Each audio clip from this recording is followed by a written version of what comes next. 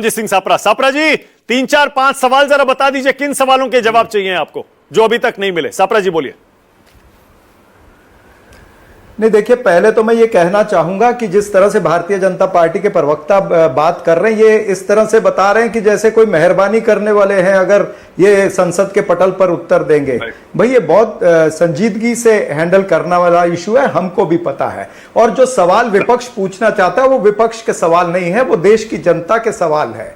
और जितने भी सवाल पूछे जाएंगे, या आज जो प्रस्ताव हमने रखा था, वो लोकतंत्र प्रणाली के अंदर जो प्रावधान है, लोकसभा के अंदर जो रूल 193 के तहत प्रावधान है या फिर राज्यसभा के अंदर रूल 267 के तहत प्रावधान है, उस पर हम बात कर रहे थे। हम कोई रूल बुक से बाहर जाके नहीं कह रहे हैं। हाँ, देश ये जानना चाहता है भाई, जो ऑपरेशन सिंदूर या इससे पहले जो पहलगाम की घटना हुई है, उस घटना की जवाबदारी किसकी है, अकाउंटेबिलिटी किसकी है? आपने खुद मान लिया कि इंटेलिजेंस फेलियर हुआ है, लेफ्टिनेंट गवर्नर ने खुद मान लिया है, तो वो तय होनी चाहिए कि नहीं तय होनी चाहिए? फिर हमारी एजेंसियां आज तक उन कातिलों को, उन आतंकियों को पकड़ नहीं पाए। उनकी जो तस्वीरें भी आपने डिक्लेयर करी थी, वो तस्वीरें भी खुद आपने कहा कि ये अब तस्वीरें गलत है। यानी जो विदेश मंत्री जयशंकर, जिनको मैं लेजर शंकर कहूंगा, उनकी लेजर भी कोई काम में नहीं आई। वो तस्वीरें जो है, फिर उन्होंने जो पहले कहा था विदेश में जाकर के हमारे पास में तस्वीरें आतंकियों की, जल्द पकड़े जाएंगे, लेकिन वो तस्वीरों को भी उनको खारिज करना पड़ा। ऐसे सरकार ने कई सारे यू टर्न इसमें लिए हैं। फिर ट्रंप ने जो 24 बार क्लेम किया है कि मैंने युद्ध रुकवाया, उन्होंने तो खुलेआम कह दिया कि मैंने नरेंद्र मोदी जी से बात की थी और पाकिस्तान में मैंने आसिम मुनीर से बात की थी। ये तमाम सारी चीजें कही है। ट्रेड का हवाला देकर के उन्होंने एक बार नहीं 24 बार कहा है कि मैंने ट्रेड की धमकी देकर के युद्ध को रुकवाया।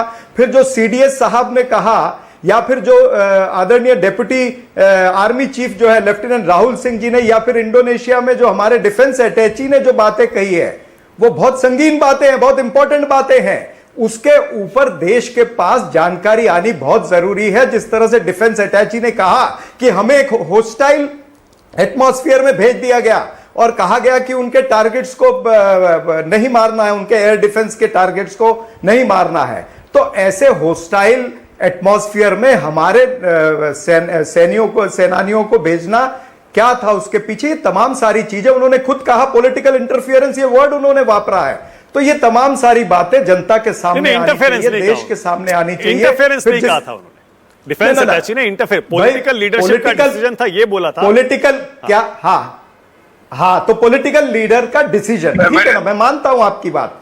पॉलिटिकल लीडरशिप का ये डिसीजन क्यों आया, ये बहुत बड़ा प्रश्न चिन्ह है। और क्या डिसीजन था इसके ऊपर तो पॉलिटिकल पार्टी बोलेगी ना, जो सत्ताधारी है वही जवाब देता। 10 सेकंड दीजिए सापरा जी। छोटे छोटे 2 सवाल, उसके बाद जफर भाई आपको भी दे रहा हूं मौका। छोटे छोटे 2 सवाल पूछ रहा हूं सापरा जी। पहला, सापरा जी, अगर आपके पास इतने सारे सवाल हैं तो हंगामा क्यों कर रहे हैं आप? सरकार कह तो रही है हम चर्चा चाह रहे हैं, सारे सवालों के जवाब दे रहे हैं, फिर क्यों हल्ला हो रहा है इतना?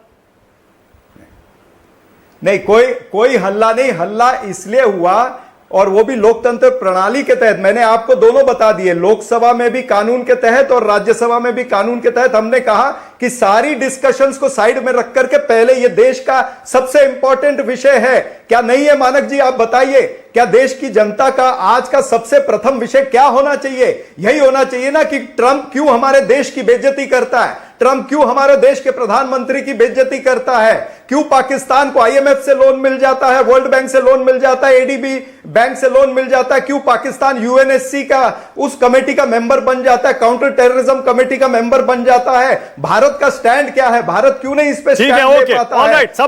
हमारे साथ में देश खड़े रहे, क्यों अजरबैजान, चाइना, टर्की, ये सारे लोग क्यों पाकिस्तान के साथ खड़े रहे? हमारे साथ में तभी कोई खड़ा नहीं था। सापरा जी, आपकी डिमांड ये थी कि सारी बाकी चीजें छोड़कर पहले इन पर चर्चा होनी चाहिए। एक सवाल और, सापरा जी, आपको भी पता है बिल्कुल कि संसद में उस तरफ भी बोलने वाले तो बड़े बड़े धुरंधर हैं और मुद्दा वॉर का है, युद्ध का है। आपने जनरल बख्शी को सुना, कैसे हमने पाकिस्तान के होश ठिकाने लगा दिए। ऐसा ना हो कि कहीं सारी महफिल लूट कर सरकार ले जाए इस संसद सत्र के खत्म होते होते ऑपरेशन सिंदूर पर। सापरा जी, नहीं, ये महफिल लूटने वाली बात नहीं है। ये सरकार यही करती आई है। ये फोटो ऑप, टीआरपी, पीआर और हेडलाइन मैनेजमेंट यही करती आई है। इस ऑपरेशन सिंदूर में भी नरेंद्र मोदी जी ने माफ करना यही किया। आर्मी की और एयरफोर्स की यूनिफॉर्म पहन करके फोटो खिंचवाकर सब जगह अपनी फोटो लगवाई, रेलवे की टिकट पर अपनी तस्वीर लगा दी। ये तमाम सारे काम ये कर चुके हैं और इस चर्चा के दौरान भी कर सकते हैं, लेकिन विपक्ष और देश के जो सवाल है उनके ऊपर उत्तर देना बनता है। एक नहीं अनेक सवाल है। ठीक है, ओके जफर भाई बोलिए। जफर इस्लाम आपकी बारी है। जफर भाई बोलिए, क्या कह रहे थे, बोलिए। देखिए, मैं दो अहम बातों को कहूंगा। पहली बात कि सापरा जी ने जो भी बातें कही, मेरे ख्याल से ये अपने पार्टी के वरिष्ठ लीडर्स जितने हैं बोलने वाले, उनको बता दे ताकि वो सवाल उठाए भाई, पार्लियामेंट में कम से कम चर्चा करें। ये मेरे उनसे आग्रह है, रिक्वेस्ट है कि कम से कम उन्हें बताएं कि भाई ये हमारे सवाल है, देश के सवाल है, तो जरा चर्चा कीजिए। हम जवाब देने के लिए बैठे हैं, लेकिन सवाल तो करते नहीं, ये हंगामा करना चाहते हैं। हंगामा बंद करें, सवाल पर चर्चा करें। दूसरी बात, इन्होंने इनकी आदतें जो है कि तोड़ मरोड़ के जो फैक्ट, अगर कोई डिफेंस अटैची कहता है कि लीडरशिप के जो पॉलिटिकल विल है कि पाकिस्तान में घुस के मारने का, वो पहले दिखाया नहीं। 26/11 के बाद हाथ जोड़ के बैठे रहे, वो बैठने वाले नहीं। अब हम मारने वाले में से हैं। जनरल बख्शी साहब ने बताया कि घर में घुस के जहां जहां उनके आतंकी ठिकाने थे वहां ठोका है। मानक जी, मैं इनका समझ रहे? देना चाहूंगा। नहीं, समझ रहे क्या बोला? ठोका है। ठोकना मतलब समझते हैं ना भाई? नहीं, ठोकना मतलब समझते हैं कि घर में घुस के मारा है। ये फर्क है। आप नहीं समझ पाओगे, नहीं समझ पाओगे। आप खाली आप सोच रहे हैं कि जनता को बरगलाने के लिए, जनता हमारे साथ है, जनता का विश्वास हमारे साथ है। जफर भाई एक सेकंड, जफर हाँ। इस्लाम, जफर भाई, वो जो इंडोनेशिया में हमारे अटैची हैं, उन्होंने क्या कहा था वो पूरे देश ने सुना भी है, क्योंकि उसका वीडियो भी है, ऑडियो भी है और टेक्स्ट भी है, और कोई उसका खंडन तो आया नहीं ऐसा सरकार की तरफ से कि ये गलत है, फेक है। उन्होंने क्लियरली कहा था सर कि हमारे पास ब्रीफ ये था कि उनके मिलिट्री इंफ्रास्ट्रक्चर को निशाना नहीं बनाना है और इसीलिए हमारा नुकसान हुआ फाइटर जेट्स का। उन्होंने ये कहा था सर। हमने कभी इसको युद्ध डिक्लेयर किया? एक मिनट जरा देखिए, यहाँ पर 4 डिफेंस एक्सपर्ट है। कभी युद्ध डिक्लेयर किया था? हमने क्या कहा था? हमने शुरू से कहा, डे 1 से, आतंकी ठिकानों को हमको मारना है, आतंकवादियों को मारना, घर में घुस के मारना है। तो हमने आतंकवादियों को घर में घुस के मारा, और ये सब एक भी कोई जहाज नहीं गिरा है, इसके बारे में पुष्टि की है। फिर भी पार्लियामेंट में डिबेट हो रहा है, चर्चा कीजिए। एक मिनट जफर भाई, आप कह रहे हैं एक भी विमान नहीं गिरा? मैं उत्तर देना चाहूंगा। देखिए, ये अभी अटकलें जो अलग अलग लोग लगा रहे हैं ना, ये सारी पुष्टि सदन के पटल पे हो जाएगी। आप अलग अलग लोगों को अलग अलग स्पेकुलेशन पे कोट कर रहे हैं। फैक्ट सामने आएगा तो इनके चेहरे। आपने अभी कहा एक भी विमान नहीं गिरा। जफर भाई, आपने कहा एक भी नहीं गिरा।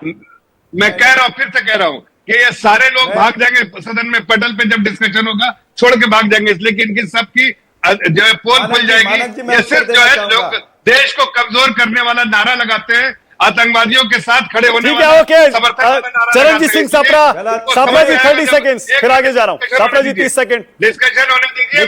देखिए, पहली बात तो ये जिस तरह से ये अभी इस डिबेट में बोल रहे हैं, इस तरह से इनको नहीं बोलना चाहिए। ये सत्ताधारी पक्ष के नेता है, यानी ये कहते एक भी विमान नहीं गिरा, मतलब ये सीडीएस की बातों को नकार रहे हैं, या फिर हमारे डिफेंस अटैची ने जो कहा है उसको कंप्लीटली एक क्रॉस मार रहे हैं, कांटा मार रहे हैं। तो ये कर क्या रहे हैं इनको समझ में नहीं आ रहा। जहां तक ये बात कर रहे हैं कि 26/11 की इन्होंने बात की, तो मैं इनको याद दिला दूं कि कांग्रेस पार्टी ने भी हमारी सत्ता के समय हमारे सैनिकों ने वहां पर बहादुरी दिखाई और हमने पाकिस्तान के 2 टुकड़े किए, बांग्लादेश बनाया। बड़ी बड़ी बातें मत करिए। और 26/11 कहते हो तो आपको याद दिलाना पड़ेगा कि हमारे पार्लियामेंट पर अटैक हुआ, तो हम भी कह सकते हैं कि आपने सेना को 4 महीने तक खड़ा रखा, सेना को आपने ऑर्डर नहीं दिया पाकिस्तान पर आक्रमण करने का। लेकिन मैं ये सारी बातों को नहीं कहना चाहता हूं। ओके, ऑलराइट, ब्रिगेडियर दहिया, मैं ये बातें नहीं करना चाहता हूं। ब्रिगेडियर दहिया आप लेकर के आते। नहीं, सापरा जी एक सेकेंड, अब ये मत कहिए कि हम ये बात नहीं करना चाहते। अब तो संसद में ये सारी बातें होंगी। नेशनल सिक्योरिटी का मुद्दा उठेगा, सिंदूर का मुद्दा उठेगा, ऑपरेशन सिंदूर का, तो 26/11 भी आएगा, 2001 का पार्लियामेंट अटैक भी आएगा, 71 भी आएगा, सारे मुद्दे आएंगे फिर तो।